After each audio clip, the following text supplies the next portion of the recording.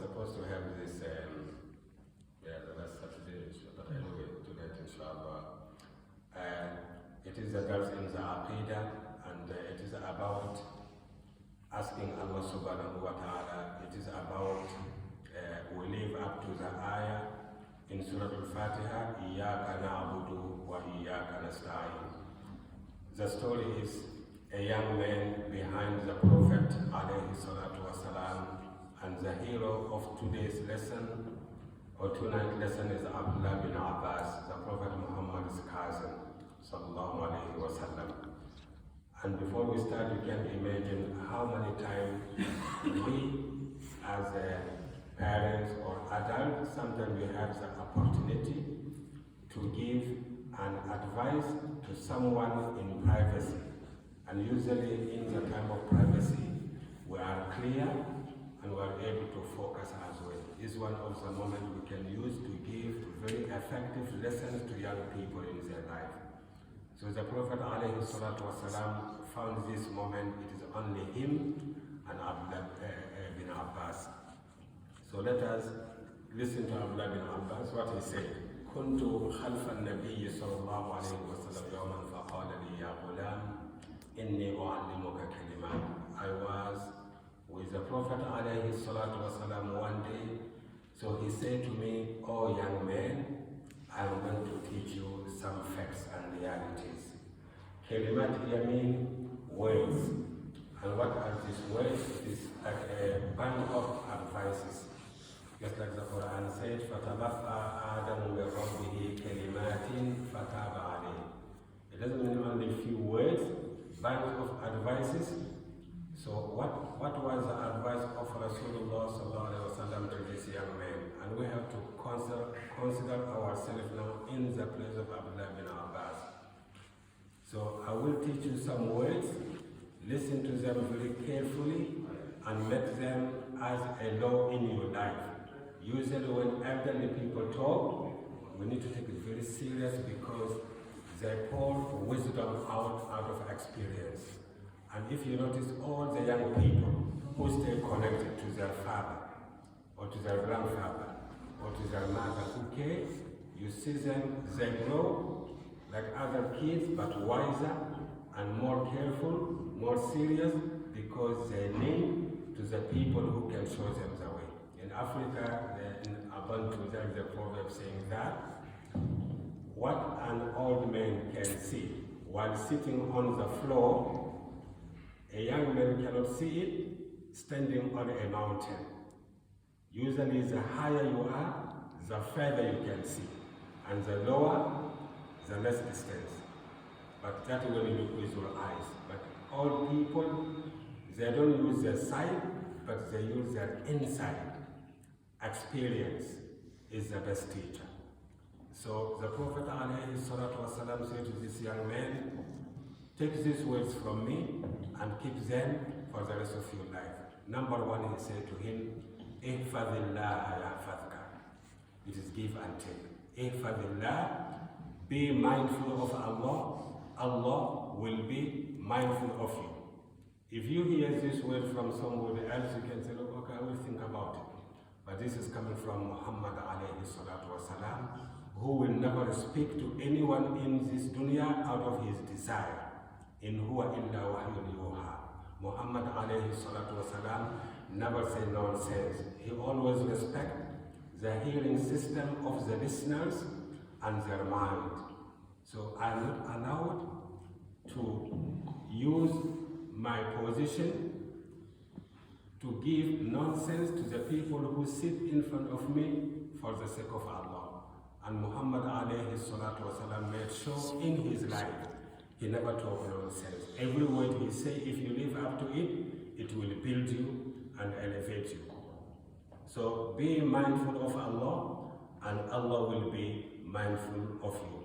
What does it mean to be mindful of Allah? It is about, we call this khuluq al-muraqabah, to always be aware and walk to Allah unsupervised. You're gonna remember that it is my responsibility to remember Allah is looking at me. When there is two of us, me and my friend, Allah is the third. Three of us, Allah is the fourth. Greater or lesser in number, He is always there with us. And when you believe in this, you will never close doors anymore to do anything. Why I'm closing the door on myself, on two malaika, another two here, and Allah. So why I'm closing the door? Because there's khuluqul muraqaba. Be mindful of Allah subhanahu wa ta'ala, and shaitan will become weak in inspiring you to do something wrong.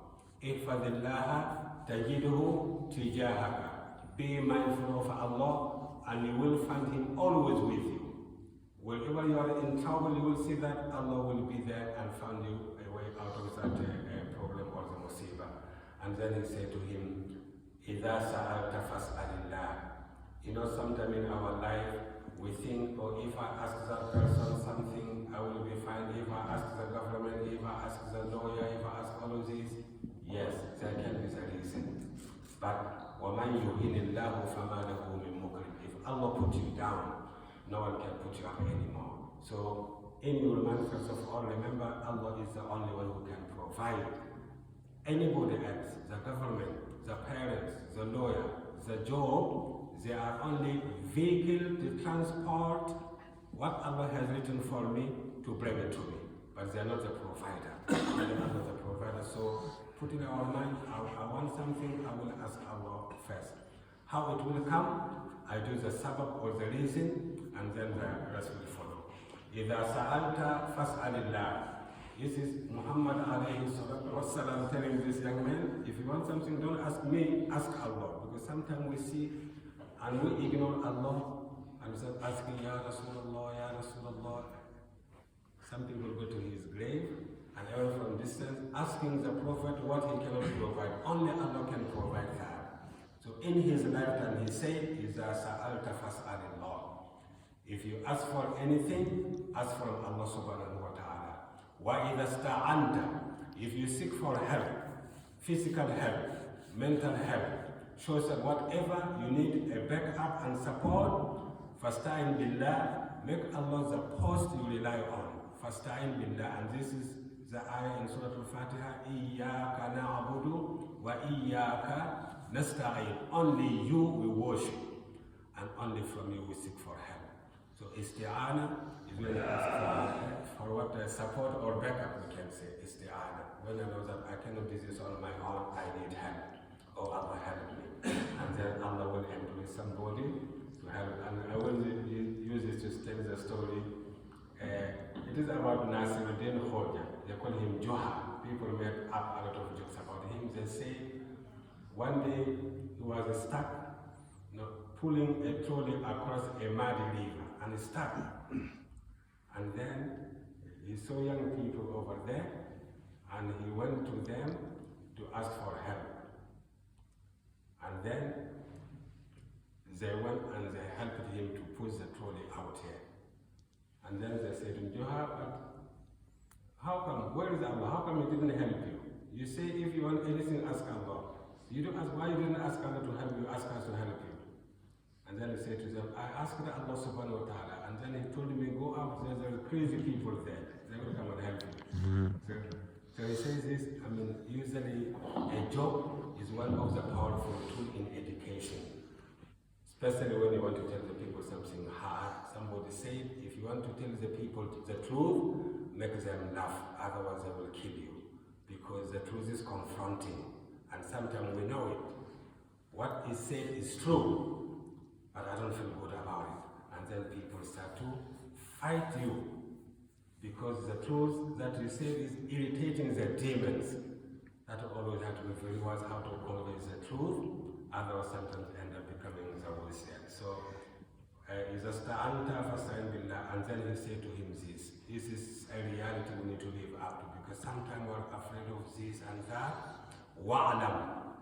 This is the beginning of the Aqeedah. وَعْلَمْ أَنَّ الْأُمَّةَ لَوْ اجْتَمَعَتْ. You need to know this. If the nations of the earth, they get together to do something for you and benefit you and provide you with something, they will never be able to do that unless Allah allows that to happen. This is a reality, we call this Aqeedah. no one can help me unless Allah allows this to happen. For example, if I am on the bed dying, the people who love me will come, my family, my friends, the expert doctors, but they cannot altogether give me one more second life because my time is up to go.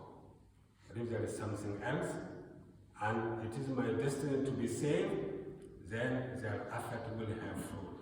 So we need to know no one can benefit us except Allah subhanahu wa ta'ala. And when He does, He will use other things and other sources, but we need to put the belief that He is the only one who can provide us. وَإِذَا اجْتَمَعُوا عَلَىٰ أَنْ يَضُرُّوكَ بِشَيْءٍ لَمْ يَضُرُّوكَ إِلَّا بِشَيْءٍ كَتَبَهُ اللَّهُ عَلَيْكَ. And if they do the opposite, just like it told the believers, الَّذِينَ قَالَ لَهُمُ النَّاسُ إِنَّ النَّاسَ قَدْ جَمَعُوا لَكُمْ فَاخْشَوْهُمْ فَزَادَهُمْ إِيمَانًا وَقَالُوا حَسْبُنَا اللَّهُ وَنِعْمَ الْوَكِيلُ. And what was the result? فَانْقَلَبُوا بِنِعْمَةٍ مِّنَ اللَّهِ وَفَضْلٍ لَمْ يَمْسَسْهُمْ سُوءٌ وَاتَّبَعُوا رِضْوَانَ اللَّهِ. The Sahaba were told, the whole nations are against you, and they get together to destroy you. And when they heard that, their iman increased, and they said, Hasbunallahu, Allah is sufficient for us, wa ni'mal wakil, and Allah is the best to rely on. And just saying this and believing in that, فَانْقَلَبُوا بِنِعْمَةٍ مِّنَ اللَّهِ وَفَضْلٍ. The return, they won, and they went back home with blessing from Allah, protection. لَمْ يَمْسَسْهُمْ سُوءٌ. Harm did not touch them. So if you are afraid of somebody or something, just say, Hasbi Allah wa ni'mal wakil. Hasbi Allah wa ni'mal wakil. And Allah will be your bodyguard. Allah will be your protector, as He promised, Inna Allah yudafi'u an alladhina amanu. Allah defends. And He said to him, رُفِعَتِ الْأَقْلَامُ وَجُفَّتِ الصُّحُفُ. It is written, it is done, and the pen stopped writing, it is dry now, and the paper on which it was written is dry, and what Allah has written, no one can erase it, which means our destiny is written by Allah. No one can change it at all, unless I put my destiny in somebody's hand, and then I abandon my destiny and I abandon my belief, and that's not fair.